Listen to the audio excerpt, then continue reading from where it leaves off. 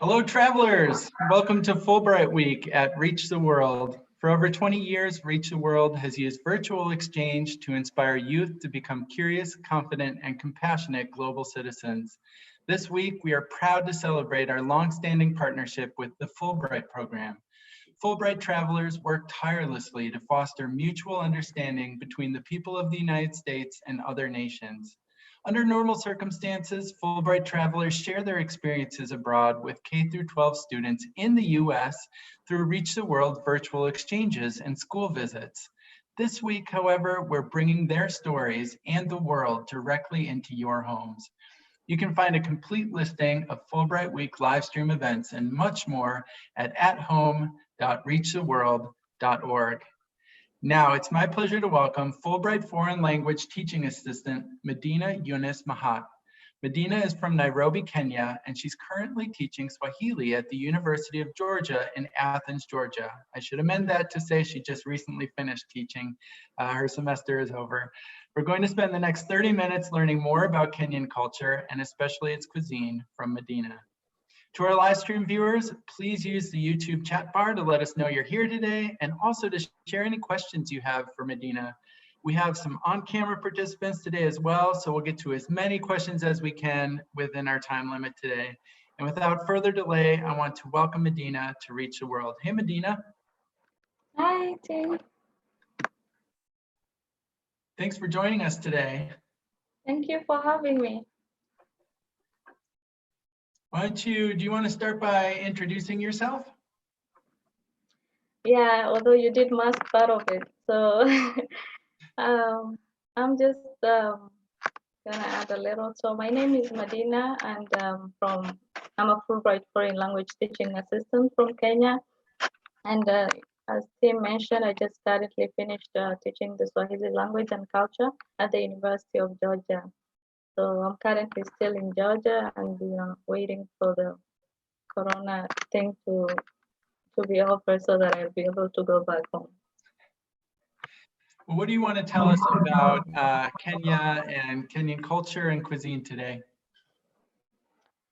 Well, there's a lot about to talk about Kenya, and so it's not gonna like encompass the 15 minutes, but I'll just want to touch a little on, where Kenya is, and some of the experiences that I met when I came here, like the questions that people were asking, like where is Kenya, where is Kenya located, and the food that is there, how is it different, and some of the culture shock that I came across, which was the food, the culture, and everything. So I just want to touch on the location of the country, the flag, the food, among others. Fantastic. I know you prepared some slides today. You want to bring those up? Yes, please.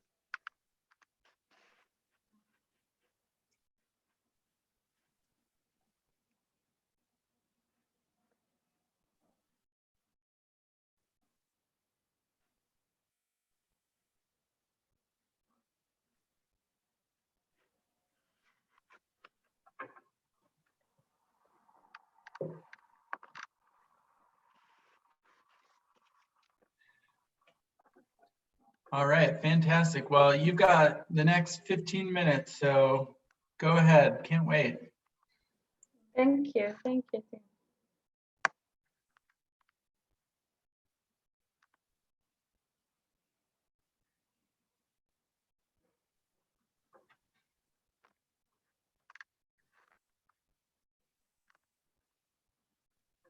Hi, everyone. So today I'll be talking about Kenyan culture and cuisines. And this is my topic today, Magical Kenya. So you're all welcome. So I'll start by a little bit of introduction about Kenya. So Kenya is located in East Africa. The country was also colonized by the Britons, and it got its independence in 1963. Kenya is a land of great diversity in its people and cultures, and there are various ethnic groups in Kenya, for example, Kikuyu, Luo, Maasai, Kalenjin, among others. So what kind of language do Kenyan people speak? So as I mentioned, we have different ethnic groups. So we have a national language that unites all the different ethnic groups with their different languages. So we have Swahili as a national language. So this is Swahili is used to communicate between different ethnic groups. So we have English. We use English as well as a medium of instruction in schools, and also it's also primary language spoken in media and government offices. So there are other native languages spoken by different ethnic groups. For example, we have the Kikuyu language spoken by the Kikuyu people. We have the Kikamba language spoken by the Kamba people, and Somali language spoken by the Somali people, among others. So a Kenyan have at least two languages, which is Swahili and a native language. So it's hard for you to find a monolingual Kenyan. So what is the religion of the country, or the religion that the people of the country practice? So half of the country's population practice Christianity, and the other half consists of different religions such as Muslims, Hindus, Sikhs, etc. So majority of the country's population practice Christianity. So I want to talk a little about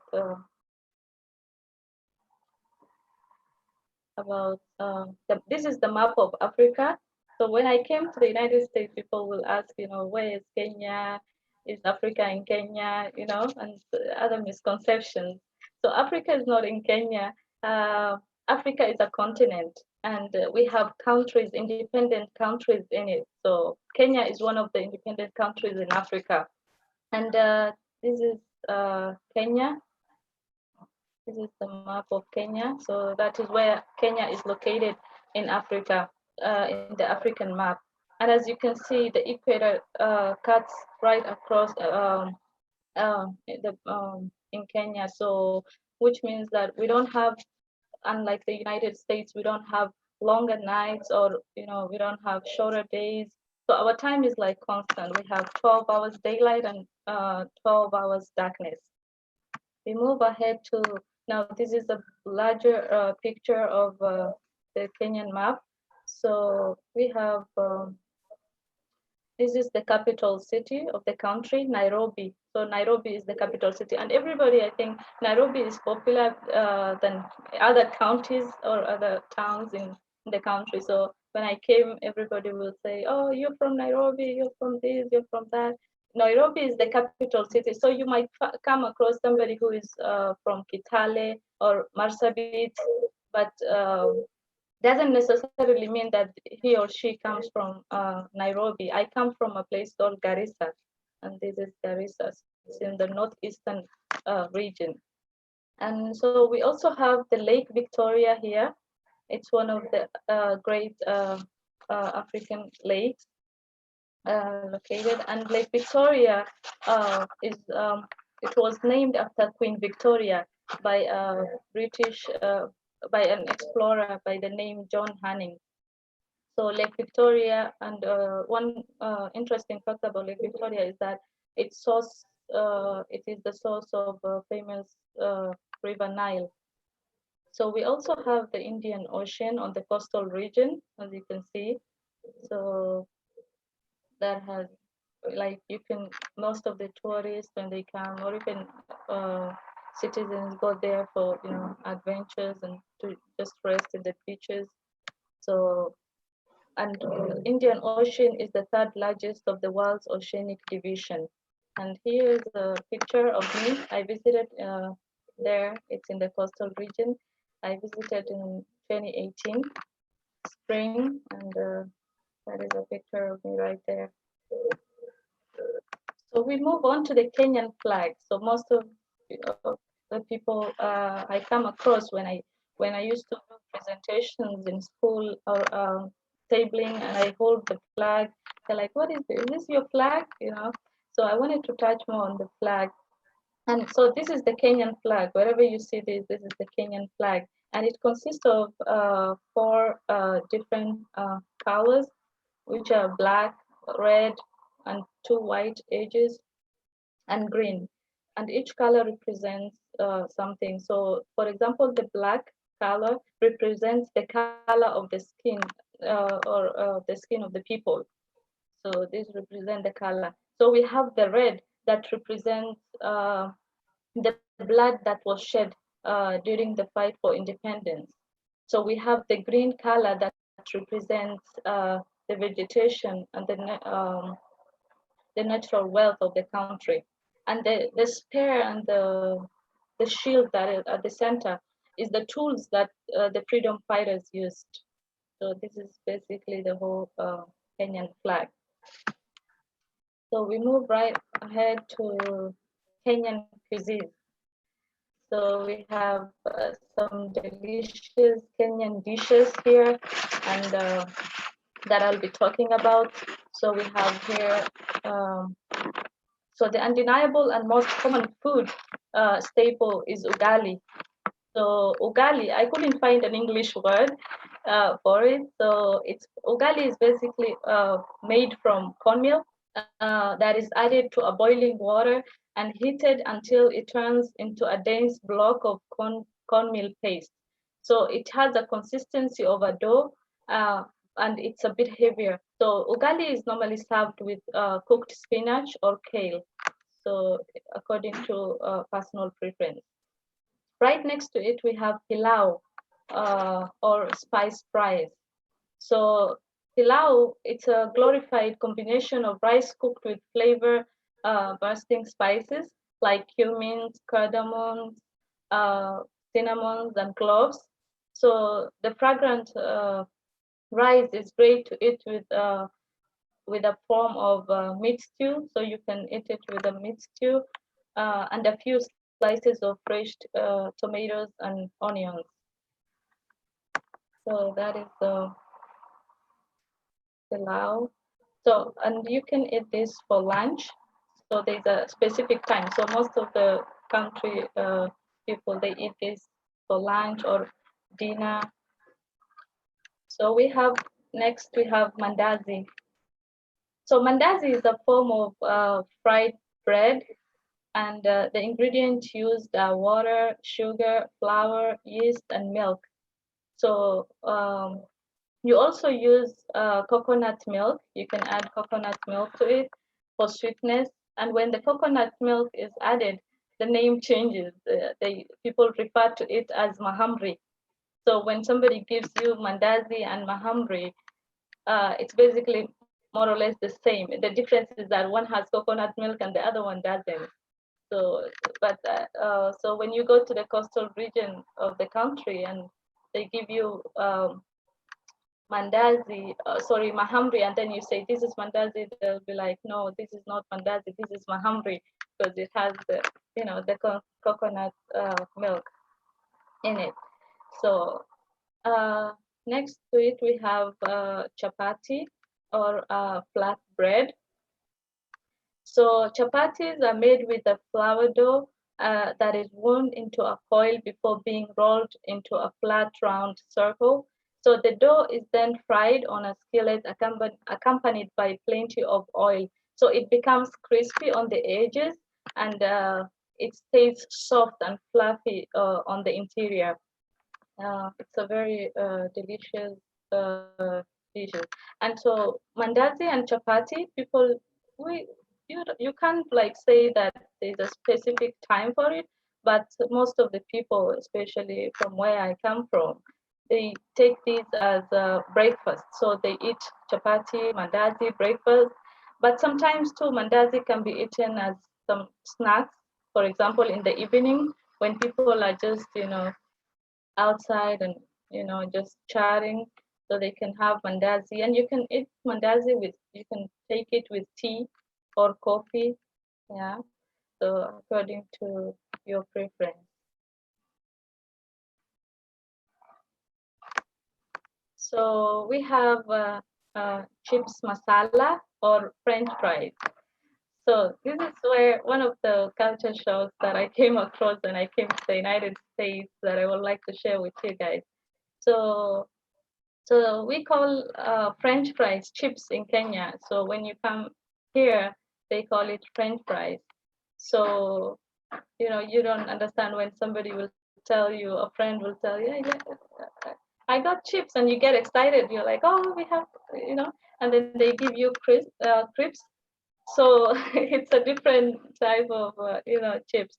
But for us, chips is French fries. So, but this one is a different type of French fries. So the French fries, you make the French fries and then you coat it with a sauce, with a delicious sauce that contains um, sauces such as tomato sauce, chili sauce, herbs, cilantro, and other spices um, that you can add. So you just, after you make the French fries, you just coat it with the sauce, or you dip it in the sauce, and you have your tasty chips masala to enjoy. So last but not the least, any Kenyan food list is not complete without mentioning nyama choma. So it's a very popular dish. So and it's normally like served on the streets, like you see people making it on the streets. Yeah, and you can also make it at home. So nyama choma is basically roasted meat, and so yeah, so they normally people use it. They dip it in a pile of salt for extra flavoring. So thank you very much. That is all. So I just wanted to like make it 15 minutes when I have the 15 minutes in mind. So I always wanted not to focus more on, taking up all the time. Yeah, perfect. You have me very I hope hungry one more right time. now. Oh, I know it's very, it's very enticing. Medina, before we get to Lydia, I'm going to go to Lydia for our first question, but I had a question for you really briefly. You mentioned that a lot of people in Kenya it's hard to find one person in Kenya who just speaks one language, that most people speak two. You speak beautiful English. You teach Swahili. Do you have a third language that you know? Yes, I have two more languages. What are your third and fourth languages? So my native language is Somali. So that is my native language. And Swahili, as I mentioned, is the national language. So I had to learn that and to communicate with different ethnic groups. And there's English too, that is used as a medium of instruction, that is, we use it in school. And I am also an average speaker of Arabic, because I'm a Muslim and the religion and the book is written in Arabic. So you have to learn Arabic. So yeah. Well, that is very impressive. What language is the top of your slide right now? The slide that's up on the Yeah, screen. Asante sana. It's a Swahili, meaning thank you very much. Asanteni sana. Thank you very much. All right, fantastic. Very, very impressive. If you want to come out of your screen share, I will go over to Lydia, who's joining us on the call today. And Lydia, I'm going to unmute you. Do you have a question that you'd like to ask Medina? Yeah, thank you, first of all. My question is, what traditions from your culture have you taught your students in years? Come again? Okay. Okay, so what traditions have you taught from your culture to your students in years? What? Come again, please. I didn't catch that. Okay, what traditions from your cultures have you taught to your students in years? Oh, the culture that I taught, well, I'm a teacher of Swahili language here in the United States. And so I was teaching the Swahili culture, but also I was, some students who are curious to know, like, for example, like Tim said, like, I'm a multilingual. So I always told them too, some bit of Somali. I told them about the Somali culture, you know. There are more or less, you know, similarities and, you know, differences. So, but my main duties were the Swahili culture. So I was teaching the Swahili language and culture. Yeah, Lydia, what a great question. Thank you so much. We'll come back to you in just a minute for your second question, okay? Awesome. Thank you for asking such a great question. I want to take a question from the chat real quickly. Frenesy is wondering how it is, Madina, that you have learned 4 languages. Everyone is just kind of amazed about that. Well, I don't know. I think because maybe when you're young, you're kind of active and you don't feel the pressure, because to begin with, you have your native language, right? That your parents taught you. And then you have friends and neighbors who are from a different ethnic group than you are, and they speak the Swahili, they speak their native languages. So we have the Swahili language that unites us all. So we had to learn that too, as well, to, you know, speak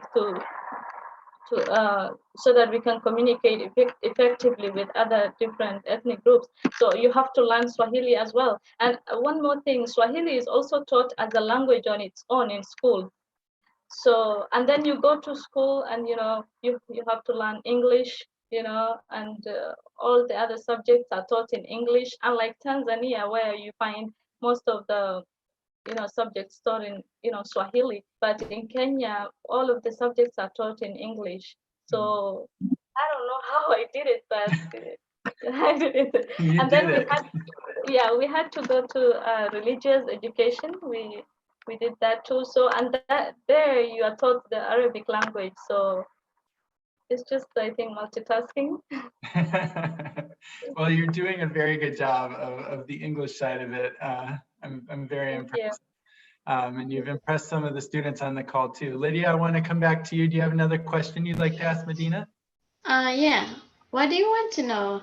What do you want to know to middle school students about Kenya? Oh, that's a good question. What do you what? What do you want middle school students to know about Kenya?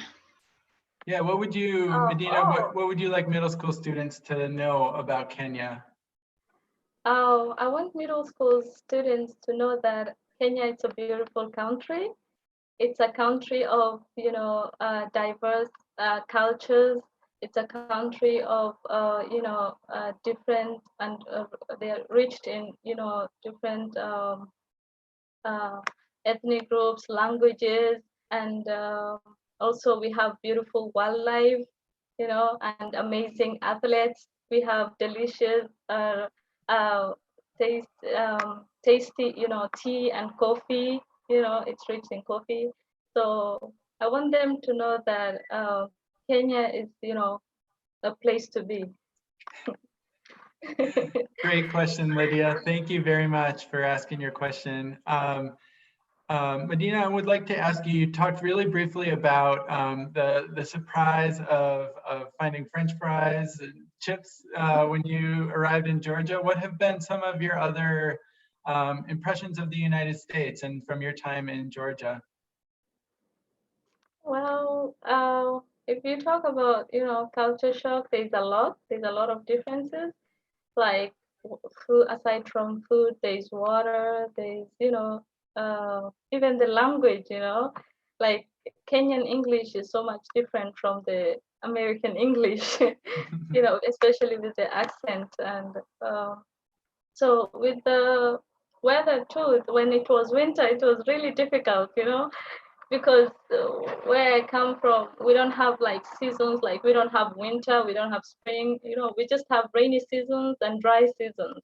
So, and I come from the northeastern part of the country where it's really hot, it's very hot. It can get to like, you know, 35 degrees Celsius and above. So it was really hot. So when I came here and I had to, you know, experience winter, it was quite difficult, but I made it through. what's your favorite place in Kenya? If people visiting Kenya could go and see and experience one part of Kenya, what would you recommend? Well, maybe I'm gonna be, biased in my answer. I will say you should come to the northeastern region or Garissa, you know. But there's other cool places that you can also visit. So you can go to, Nairobi. You can go to Mombasa. You can go to Kisumu, experience the lake, the lakeside. Go to Mombasa, experience the beaches, and the different delicacies. You can come to Northeastern and experience, So yeah. Okay. So, How do people generally get around between cities in Kenya? you mean in terms of transport? Yes. Yeah, so the basic, and most common transport in Kenya is road. So people normally use buses and, vehicles to go from one city to another. But some people too, because like depends on, I think, a personal, individual preference, and also financial, uh, um, being financially stable to, take a plane. But from different cities, it's really hard for you to come across people, using a plane, unless maybe few. But other most common, use of transport is buses or cars or, vehicles. Yeah. Okay. Lydia, before we run out of time, I want to give you a chance to ask another question if you have one. If you don't, that's okay. You can just let me know. Thank you. You're all set? Okay, awesome. Thank you so much for your wonderful questions today. I have one more question from the online chat from Frenesy, who lives in New York and is interested to know if you have made it to New York, Madina. If I made it too? Have you been to New York City? Yes, I did. I did. And I loved it. It's a beautiful city. I went to New York City this spring on February. I actually went for a conference, the Committee on Teaching about the United Nations. So the conference was held at the United Nations, and it was quite a big experience. I loved it. I loved everything about, the New York City. I don't know. I kind of felt different, being there. And one thing when I came, when you kind of have like this kind of image about the United States. So when I first came here, I had the image. I used to watch some, movies about, the United States, and I had, I used to see the tall buildings and, beautiful,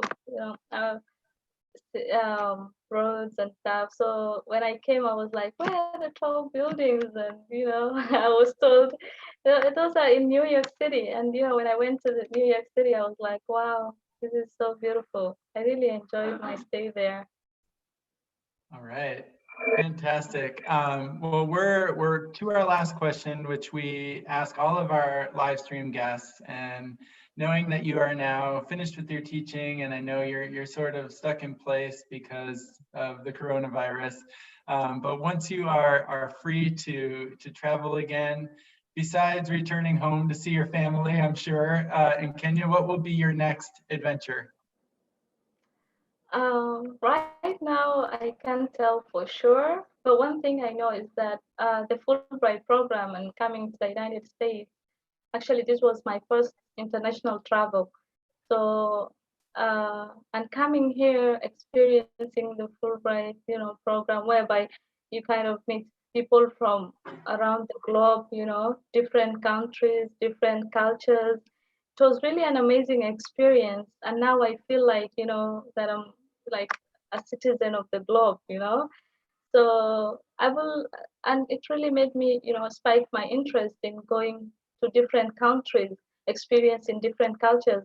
So one thing I'm sure of is like I would want to, travel a lot and, get to see different cultures and experience different countries.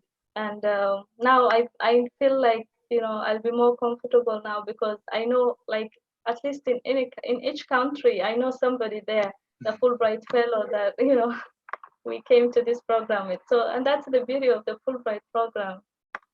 Yeah. Well, I couldn't agree more. Because of the Fulbright program, we got to meet you, and now we know someone from Kenya. So this has been absolutely fantastic. You're all welcome to Kenya. Well, I wanna thank you so much, Madina, for joining us. Lydia, thank you so much for your great questions on camera. Thank you, Frenesy, and our live stream audience for great questions today. We're really had such a great time today talking with several Fulbright folks on live streams. It's been just the beginning of a really exciting entire week of Fulbright events at Reach the World. You can join us tomorrow as we explore another global cuisine, the food of the Philippines, excuse me, with Fulbright Foreign Language Teaching Assistant John Paul De La Rosa. And then we're going to journey to Argentina to check in with Reach the World traveler and Fulbright scholar Paula Escott. So lots of great things to go this week.